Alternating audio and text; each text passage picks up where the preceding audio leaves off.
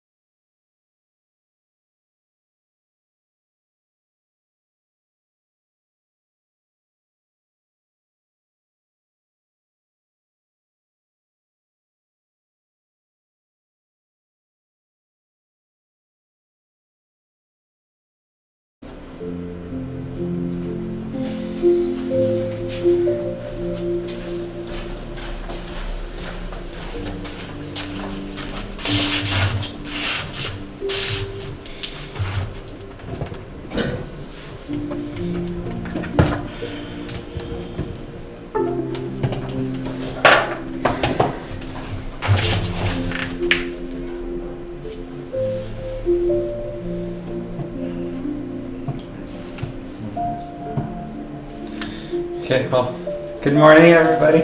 Good to see you all here, and good morning to everybody watching us online. Welcome. As always, we invite everybody to put comments or questions through our YouTube or Facebook channels as you're watching our talk today, and we'll get to it at the end to read them. And so to start off today, just a little announcement. We have a bake sale coming up on May 26th. So in a month from now, Carol, our dear friend, will be making palha italiana, I believe. So we'll closer to the date, we'll talk more about it so you can understand. And to start off our meeting today, I'm going to read a text from a book called Follow Me by Emmanuel through the mediumship of Chico Xavier. In Portuguese it's called Segue-me, and it has Jesus on the cover. And the text is called Mediumship Harvest, ou A Seara do Médium. And Emmanuel talks about a passage from Jesus in Matthew chapter 5, which when Jesus told us that you are the salt of the earth, but if the salt becomes tasteless, how can you restore its flavor?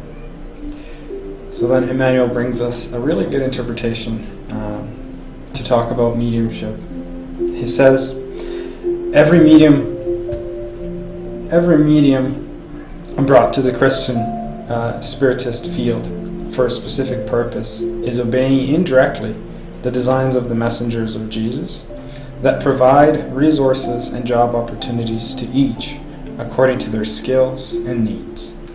Located between the incarnate brothers who ask him for protection and the benefactors disincarnated who await collaboration, it is reasonable to ask each mediator himself in the sphere of services devoted to the good. So Emmanuel is saying here that the mediums are in between the incarnate brothers and the disincarnate benefactors. And then Emmanuel brings a few questions. What kind of medium would you like to be or would you like to see, right? So a true-to-duty worker or an unsuspecting friend of responsibility that appears in the workshop only from time to time with obvious disregard for the commitments made. Would you rather a fountain of patience or a thorn of irritation? A device ready to go into operation or an apparatus dismantled, habitually claiming repair? A collaborator of good works or an agent of pessimism, freezing the group energies? An instrument of good or a channel for less happy influences?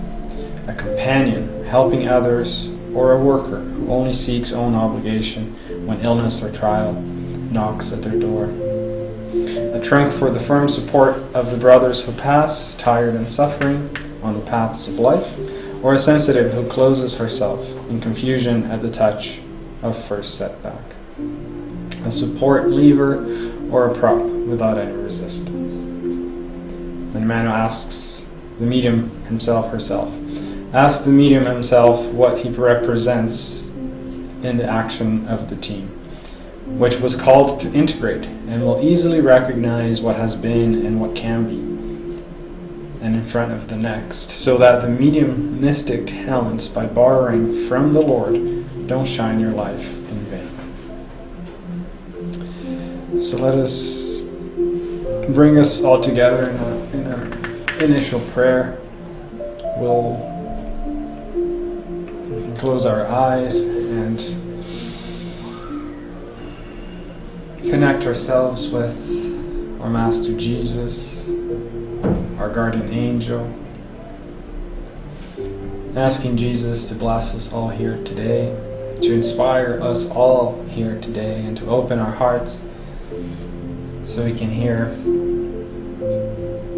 His teachings, so we can talk, so we can learn, and so we can grow together. Thank you, Jesus, for the divine faculty of mediumship that allowed us to get to know a whole different world that constantly inspires us and motivates us to keep on our journey with you. We thank the Lord for us being here today, for having this place, for having the technology. And may we find here what we were seeking for, what our heart yearns for. And be with us today, tomorrow, and always. So be it.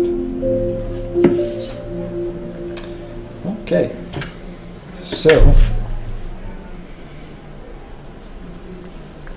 today we'll be talking about mediumship. And it's a topic that's dear to my heart, and I'm really excited about it.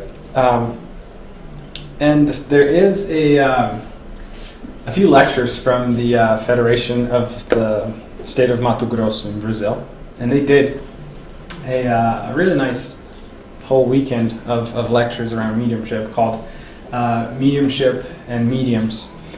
And they touch upon quite a few important topics, and when I looked at all the talks that we had done here at FSS, there aren't many around mediumship, so I thought it'd be a good idea to do a whole series.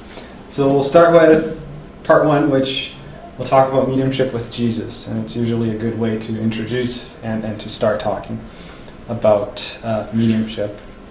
And then we're aiming to do 6 of them, and here are all the topics that are coming in the future, as we find them quite important to talk about regarding mediumship. One is loving dialogue with spirits, and then the mediumship development itself, the moral sense in guiding our mediumship, that's so important.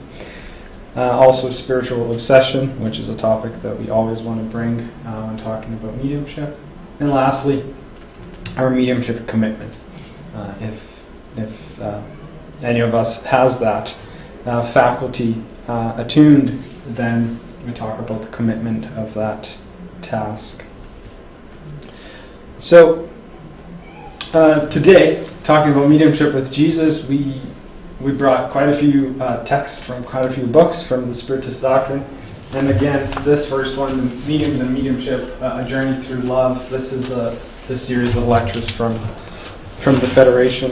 And they were done by La Cordera by Fayad, who at the time was the president of the Federation, and Jacob Saint-Trovan, who's currently one of the directors of the mediumship arm of the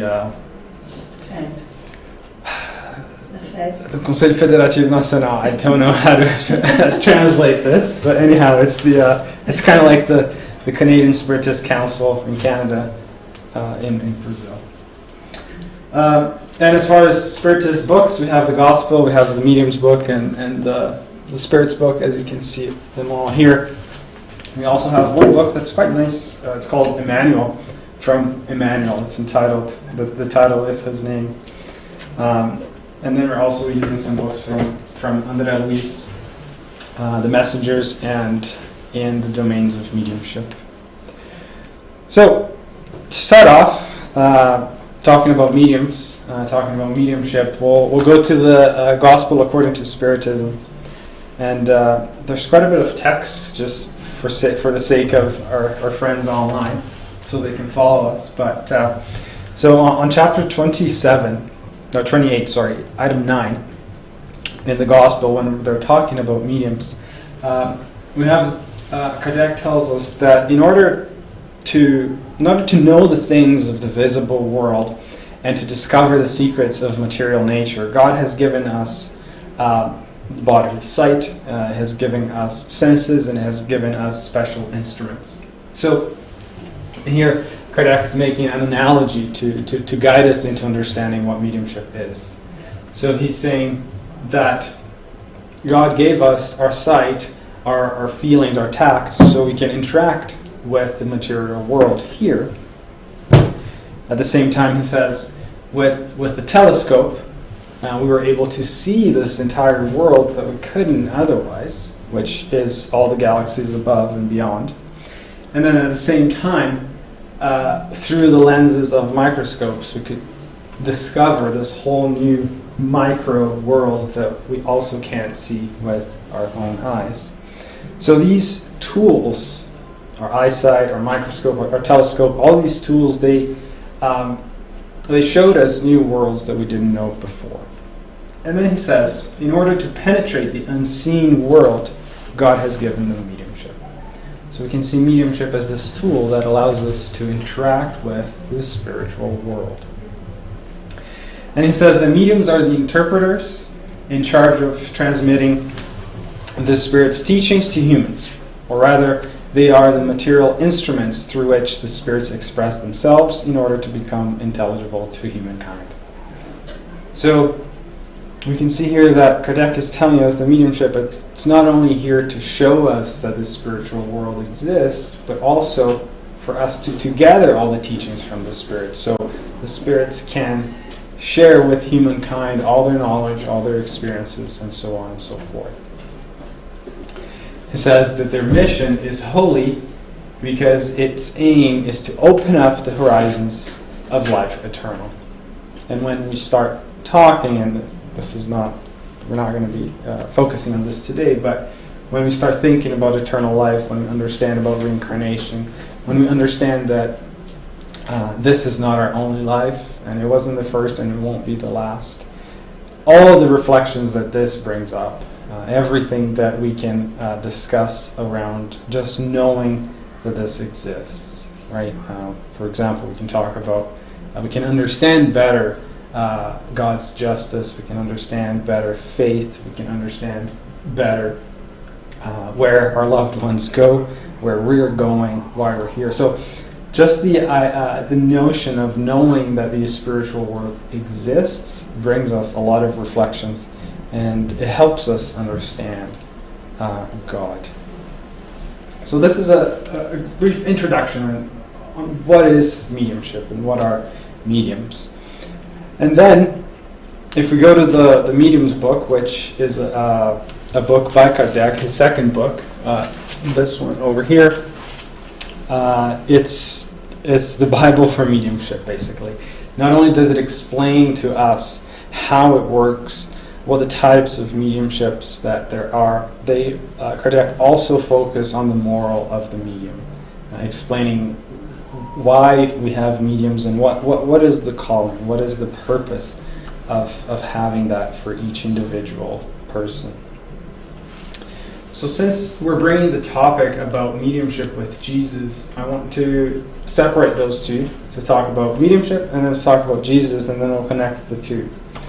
So the first one, talking about mediums, if we go to the Medium's book, on item 158, Kardec tells us that every individual who senses the influence of spirits to any degree of intensity is a medium.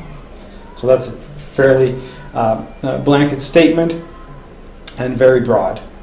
Any of us who feel influence of spirits to any degree or intensity is a medium. And then this reminds us a question from the Spirit's book, question 459, which it's a very famous question, which Kardec asks, do spirits have any influence on our thoughts and our actions? And the answer is, their influence on you in this regard is greater than you suppose, for very frequently it is them who guide you. So bridging these two, we can see that the spirits, they are influencing us constantly. And mediums are the ones who can sense this influence and understand it and do something with it. So we're all under that influence, but those of us who can us from being a medium in that sense or not.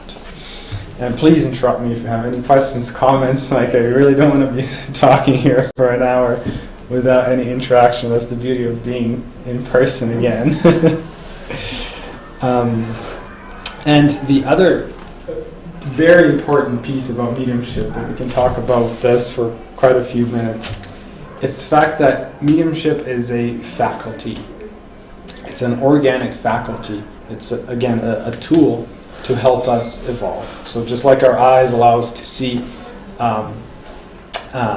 the world, mediumship allows us to interact with the spiritual world. But Kardec brings to us that it is a amoral faculty. So a medium doesn't mean that person is an evolved spirit or something along the sorts. Anybody could be a medium, regardless of how evolved the spirit is. Because again, it's a faculty, it's an organic faculty that someone has. Now, what we choose to do with that faculty, that's when the moral comes in and helps us guide our mediumship and guide our mediumship development. And the analogy that I like making, which is very rude, but if you think about your arm, for example, as a tool, right? You can train your arm to, for example, play tennis. You can train your arm to do and perform surgeries. You can train your arm to pull a gun trigger, right, and shoot. So the arm itself is the same for everybody, but what changes the result of that arm is what you choose to do with it. The same works with mediumship. It's what you choose to do with your mediumship, is how you train your mediumship, is what will be the consequences, or what will bring you the fruitfulness of mediumship to your life. Hence why we're talking about mediumship with Jesus. So I'll make that connection in a second here. So, talked about mediumship, let's talk about Jesus a little bit then. And again, from the Spirit's book, in question 625, Kardec asks, what is the perfect standard that God has offered to humankind as a guide and a model? And the answer is, look at Jesus. So, in Jesus we can find our guide and our model. Basically, God has provided us with this being that came to us to show us what love is, to show us how to build and live with love. So, mediumship is this amoral faculty that needs guidance. How are we going to use our mediumship? And then Jesus is our guide and is our model. So that's why we talk about mediumship with Jesus. It's having something that needs some guidance and then having somebody that gives us that guidance. So hence the merging of the two. So utilizing our mediumship with the guideline, and utilizing Jesus as our model is a very good way to develop our mediumship. So that's the connection between mediumship and Jesus, and why we bring this so much. There's so much. There's actually a book by the Federation of the State of Mato Grosso, the Spiritist Federation of the State of Mato Grosso, that talks about the practice of mediumship with Jesus. So it's a whole book talking specifically about this, and it's quite important. What? They're having fun. Yeah, they're having a lot of fun, and they've been here for a while. And so how do we do this? Then how do we merge the two? How do we utilize the teachings of Jesus to guide our mediumship? Well, enters Spiritism, especially when we talk about the Medium's book. Like we talked about before, it's a book that not only teaches us about mediumship, but can also give us how to conduct our mediumship, how to develop in a way that it will bring us basically the best things that we can get out of this tool that mediumship is. So we'll be bringing quite a few texts from Spiritism, what Spiritism talks about mediumship, reminding ourselves that mediumship does not belong to Spiritism. Mediumship, again, is something that everybody can have and has to a certain extent. Spiritism came to teach us how to use it, right? But Spiritism does not own mediumship in any sense, shape, or form. And there are examples in humanity since always. Since always, exactly. Yep. Mediumship has been with us for quite some time. So let's see what Spiritism has to say about mediumship. And the first thing that we like to convey about the importance of having Spiritism teach us about mediumship is the fact that Spiritism showed us mediumship beyond the phenomenon. So it's not simply looking at the phenomenon itself, but it's focusing on the profound moral purpose that connection can bring to us. So it's not about just showing us that a medium can write, but it's about focusing more so on the message that is being passed and why it's being passed to us. Because what we like to understand is the fact that the proof convinces, but it's the love that converts somebody, right? So it's fairly straightforward to prove the existence of spirit, and that might convince somebody, but that's very intellectual. That stays really in our minds. What's the true purpose of the mediumship is to bring that love from the spiritual world, because it's that love that converts. Right? There's a saying that says that nobody will remember the things that you did, but everybody will remember how you made them feel. And here's very similar to this. It's what touches us from those mediumship connections. That's what stays with us. And Manuel, he then tells us a little bit more about this in the book Mediumship in Tune. He says that being a medium is not simply making oneself a vehicle for phenomena, that transcend other people's understanding. So it's not just about being the medium for the phenomenon itself, but it's above all, it's essential that we understand in the mediumistic faculty the possibility of serving, understanding that such a faculty is characteristic of all creatures. So again, it's finding in mediumship, is guiding our mediumship so we can use it as a tool for serving, for charity, and so on. So let's dive into a few more questions on mediumship. And again, from the Medium's book, this is talking about, I believe it's chapter 17. I have it here. Yeah, it's chapter 17, item 220. Kardec asks a few questions to the spirits, and this is the question that he asks. He says, for what purpose has Providence endowed certain individuals with special mediumistic abilities? So, basically, Kardec is asking, why do certain individuals have this more attuned mediumship? And it's interesting because he asks in a way that says that mediumship is a providence from God. It was something given to us by God. And as we know, providence means what God gives us to be able to go through our lives and evolve, for example. And mediumship is one of those. So he says, it is a mission they have been charged with, and about which they should feel fortunate. They are interpreters between spirit and humankind. So this is starting to give us a few indications about why we are mediums here on earth.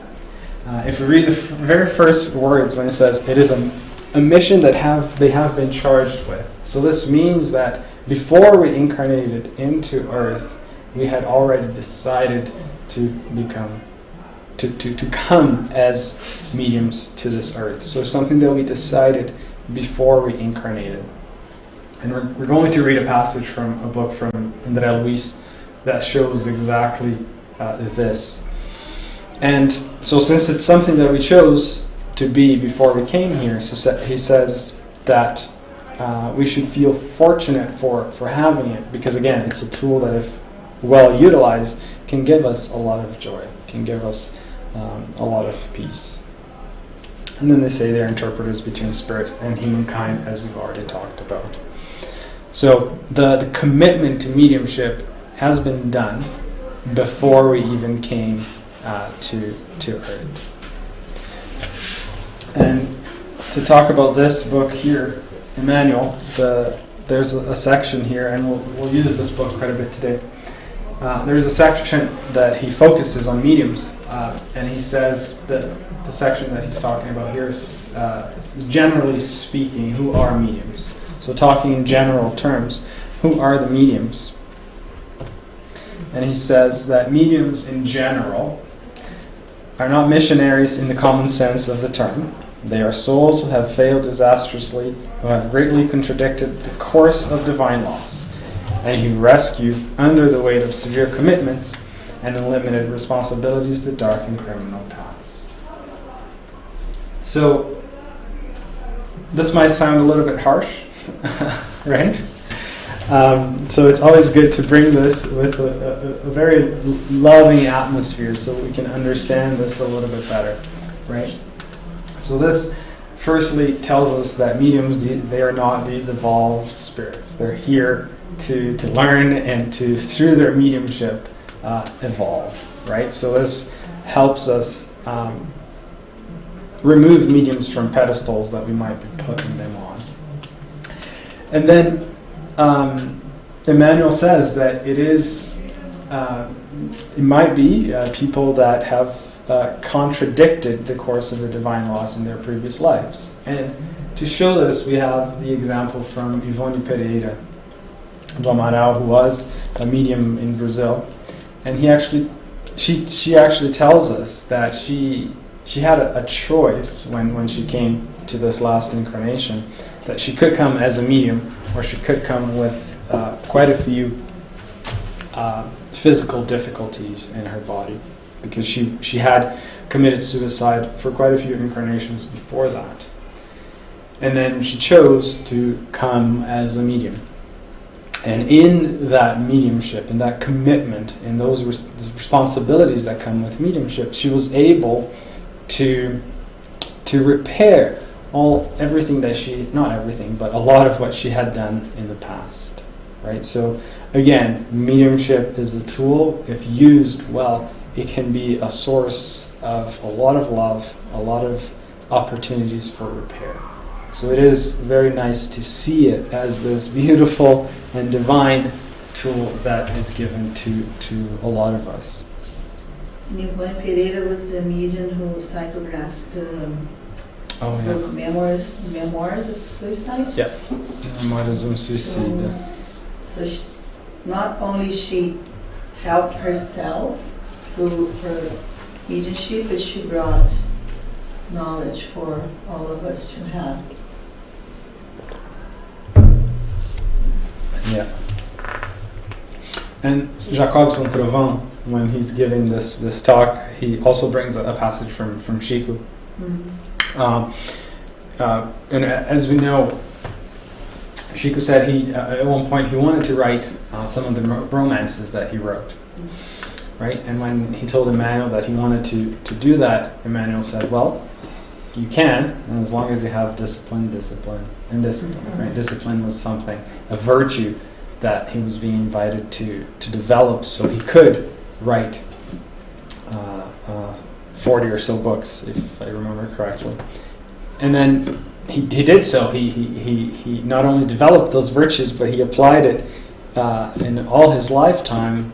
So much so that instead of just writing over 400. Yeah, so instead of just writing 40, he went over and wrote 400, right? 412 or so. I just remember because I was watching the movie this week. Oh, nice. Yeah, and there is this passage that Emmanuel comes and says, like, look at him and says, like, discipline, discipline, and discipline. And you were like, oh, well, it's not only once, you have to have it 3 times.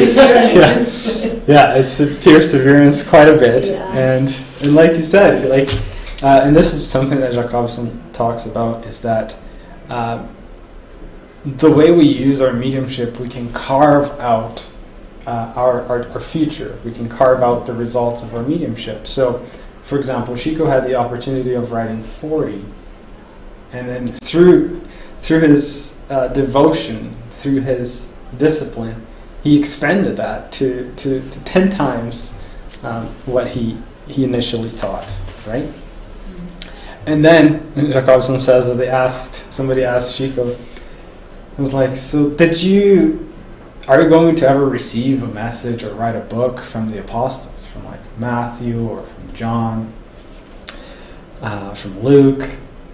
And then Chico said,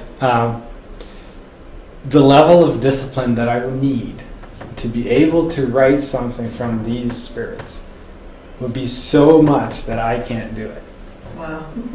So that puts it to perspective, right? The amount of attunement and where our minds need to be so we can be in connection and be able to write from these spirits. But we know it's always a chain, and we know that, for example, Emmanuel brought to Chico a lot of good information that were, if you look at a hierarchy, they were eventually being guided by these spirits, such as Paul, as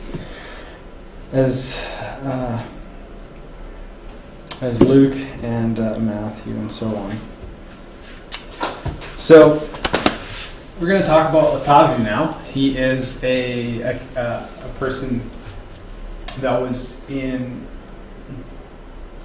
the spiritual city. In English it's called Astral City, in Portuguese it's called Nosso Lar.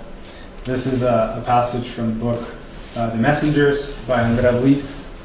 And he's telling us here, this is where he tells us that everything they had to go through to come to earth as a medium.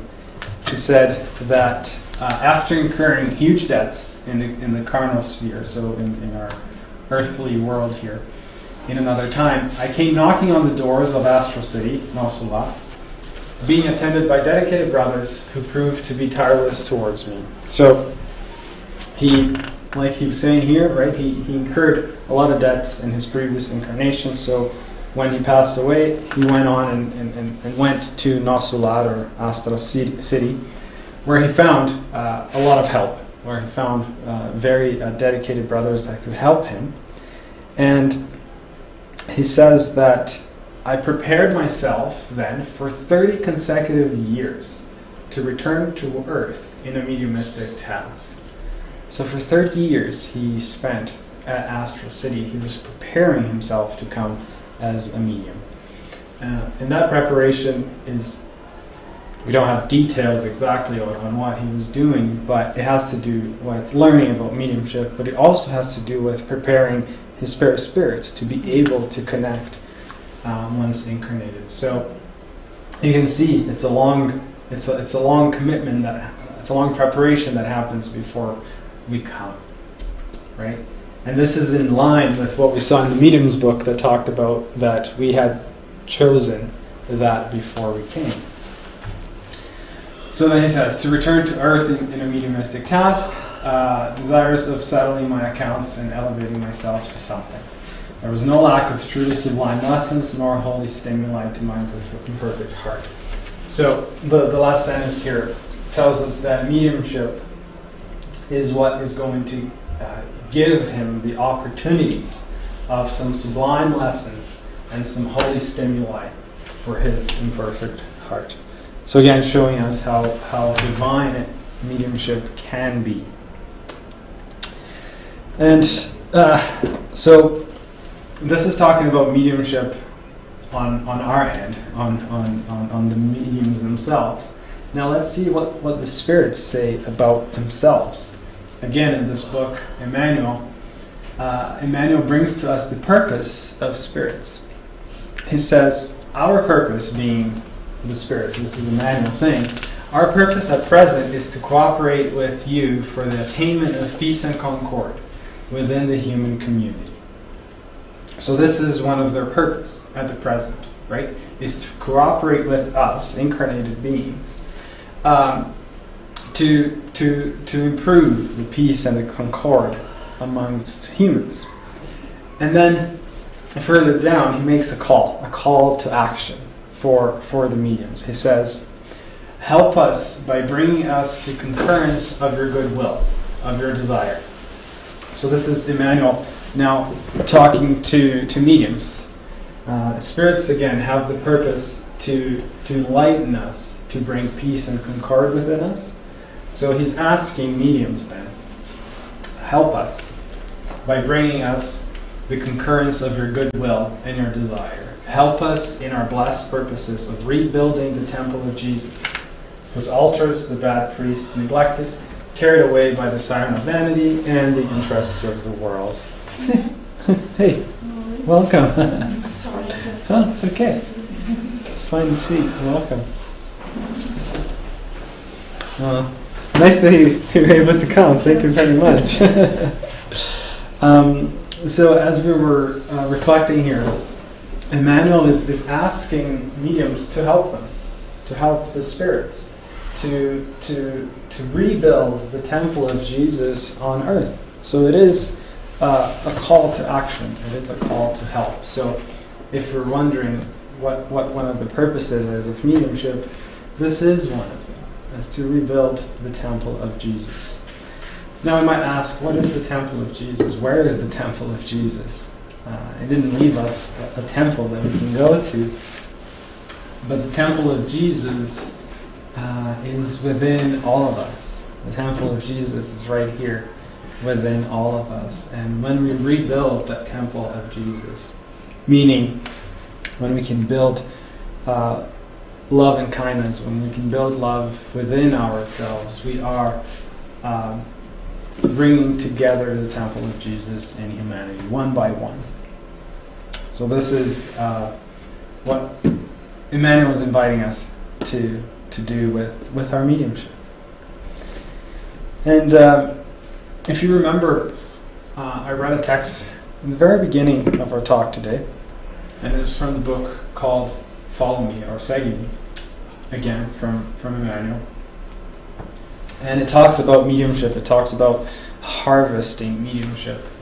And just to remind ourselves what we read, he said that every medium brought to the Christian Spiritist field for specific purposes is obeying indirectly the designs of the messengers of Jesus, who provide resources and opportunities to each one. So this was quite, what's the word that I'm looking for? This is quite comforting to hear that when what Emmanuel is telling us here is when mediums utilize the Spiritist doctrine as their guiding light, they are following the designs of Jesus. So by utilizing our mediumship, following the Spiritist doctrine, we are being part of the messengers of Jesus. So this can be quite comforting to know, right? If there is a medium who's lost, not knowing what to do, following the Spiritist doctrine could be a way of being one of the messengers of Jesus. And then at the very end, hey, good morning. Oh, nice. It's good to see you. Thank you for coming. This is awesome. We started with only 2, and now we have so many. This is great. Thank you for coming. So, and he ends this message, and we could spend quite a bit of time here, but we don't have it. He says, at the very end, he says, ask the medium to himself. So basically, mediums, ask yourselves what he represents in the action team, which he called to join, and so on and so forth. So he's inviting us all, especially mediums, to ask ourselves, what is our purpose? How can I best utilize my mediumship? And Jacobson makes a really good reflection here. He asks, what is the biggest enemy of a medium? What do you think? The biggest enemy of a medium. And it's kind of like in here. He says that the biggest enemy of a medium is himself or herself. It's basically how we utilize our mediumship, what we do with it. And so what is our biggest purpose with our mediumship is to evangelize ourselves. Right? It's to bring the temple of Jesus within us. It's to utilize our mediumship as a tool to bring the temple of Jesus to us. That's why Emmanuel asks us to ask ourselves, what is our purpose? How am I using my mediumship? And so on. Right? And when we're talking about mediumship and examples of mediumship, there's a book by Andre Luis called In the Domains of Mediumship. It's really good. I highly recommend with regards to mediumship. There's lots of examples there. And it's really good to read a book that shows examples, because for a medium that helps them understand what's going on with them. It's good to see examples of things that they've experienced but they probably didn't have somebody to share with. So it's really good to see that they're not alone, right? Things that they go through, a lot others go through as well. And in the domains of mediumship, Andre Luis shows us what happens on the other side. What happens, for example, in mediumistic meetings on the other side. And he tells us then, let us raise our standard of knowledge through well-conducted study and refine the quality of our emotion through the constant exercise of the superior virtues, if we intend to collect the message of the great souls. So as mediums, and the instructor here, his name is Alberio. He's the one who's bringing this to us. He's giving us the importance of study around mediumship, especially if it's something that you have. How important it is to study, how important it is to understand what it is, so we can know how to use it, how to guide it.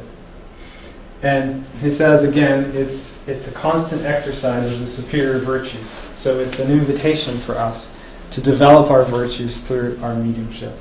So much so that in the end we can, as they say, collect the messages of great souls. Again, that's that example that we talked about from Chico before. right? He was able to collect messages from great souls. Because why? Because he had developed some superior virtues like the discipline that we talked about. Very well. So Kardec, when he's talking about mediumship, in the introduction of the Gospel according to Spiritism, and we have a study here, since we have some new folks join us today.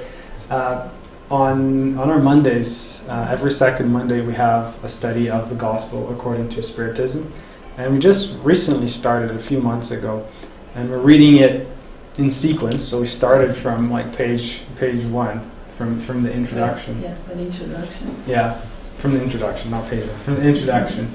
And this actually comes out of the introduction of the Gospel. And this is an invitation, I guess, to all of us, not just mediums. But he says that everyone admires gospel morality. And this is something fairly profound. Everyone admires gospel morality. So when we see the gospel, we see the morals, and we all admire the morality of the gospel. He says everyone proclaims its sublimity, so we all know how sublime it is and necessary. But many do so based trustingly on what they have heard about it. So basically what we have heard about the gospel as opposed to what we have read and reflected and actually implemented in our lives. So while we had heard about it, or the faith originating from, and I like how he puts it, he says, the faith originated from the maxims that have become proverbial. So those maxims from the gospel that we all know that have become basically proverbial sayings that we say, but we just say it. It just stays in our mind. We forget to reflect about what it means and how can I use that in our lives, right? And so he ends to say, however, few know it in its depth, and even fewer understand it and know how to deduce its consequences. So he's saying a lot of us have heard of the gospel, a lot of us have heard and have read, but very few of us have actually incorporated into our lives and utilized the gospel as our guiding light. And since we're talking about mediumship with Jesus, how important is it for us to understand the gospel, to reflect about the gospel, about Jesus' teachings, so we can use it to guide our mediumship, to guide our development. And with mediumship, especially depending on how it flourishes to someone, it can be something that brings some sort of anxiety, and you want to either get rid of it, or you want to get to work right away. And this brings us to a passage from Leon Denis, when he said in the book, in The Invisible, he said, good mediumship is formed slowly. Good mediumship is formed in a calm and silent way. Collected study, meaning it's not a study by myself, but it's a study with the collective. It's a study where I have a group that I can bounce off ideas, so we can all learn together and reflect together, so we're not in a silo and perhaps getting wrong interpretations of books. So the importance of having a group of study around mediumship, away from worldly pleasures and the turmoil of passions, as these can derail our development. So again, it's something that's formed slowly. It's a tool, like we talked about, and the fact that it's formed slowly, it's already developing, for example, our serenity and other virtues like patience and so on and so forth. Discipline and discipline, exactly. So there's so much that we can learn and improve through mediumship. And Emmanuel, to talk about study, he says that where is it? In the book, wrote a map about it as well. It's called Roteiro in Portuguese. He says that more than 2/3 of the mediums in the world still lie in the zones of spiritual imbalance, in tune with the invisible intelligences that are related to them. And so because of this, they demand study and goodwill in the service of good, in order to resume the harmonious ascent to the tops of light. Just as the cooperators of any respectable institution on earth need constant exercise in their work to grow in competence and credit moral. So this is, again, a calling by Emmanuel telling us the importance of study, the importance of discipline in that, right? Again, if we're going to utilize our mediumship, how can we do it in a way that will fulfill the purpose and the objective of it? And like we just talked about, mediumship is part of God's mercy. Again, it's a tool that's inviting us to develop a lot of virtues. One of them is discipline. The other ones that are dear to me that I brought are confidence, humility, perseverance, discipline, and self-knowledge. These are just some of them. Right? Confidence in the fact that you need to develop some confidence and courage to allow the mediumship to flourish. Humility, like we talked about before, a lot of times mediums are put into pedestals. We think of mediums as these people that are evolved spirits, right?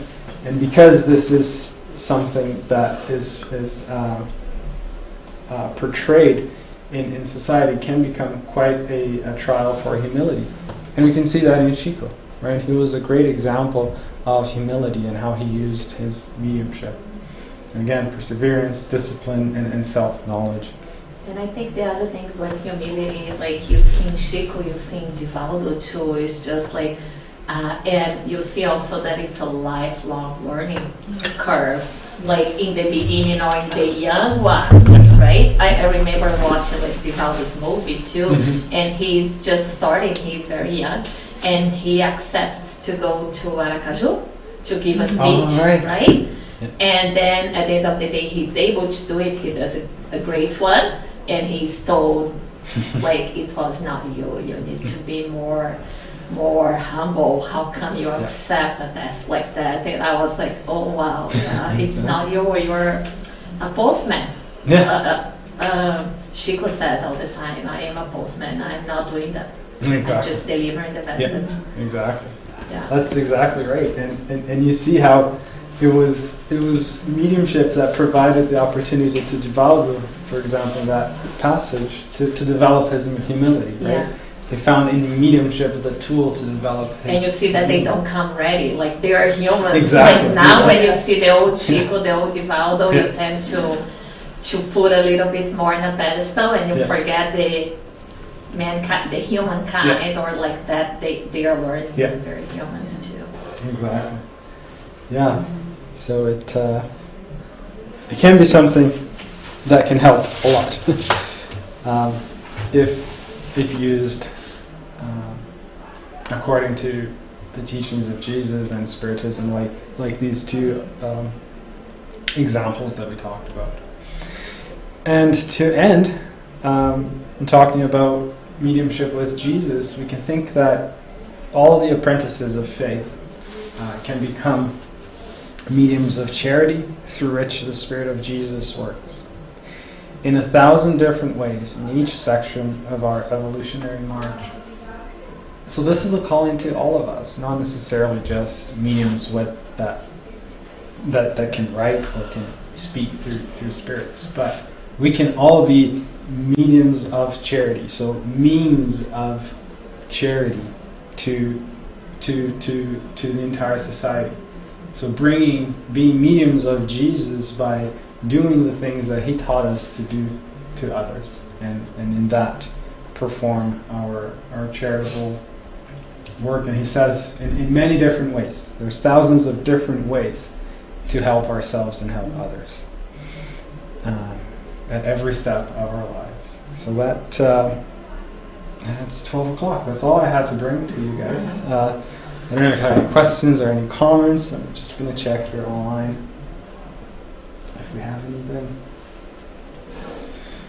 If any of our friends... Let's see. hopefully it was working. Yeah, we got nothing. Well, thank you all. Yeah, well, thank you for being here. We're really happy to see so many new faces here today. Thank you for joining us. And just to remind ourselves, so today is our Sunday talk from 11 to 12. And now we're going to have the passes just in this little corner over there. And then we'll ask you to come in if you want.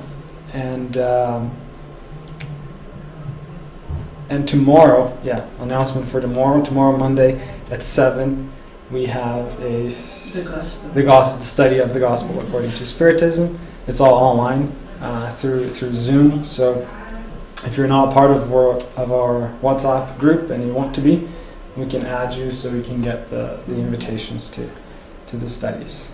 But anyhow, thank you all, and let's just end in a little prayer.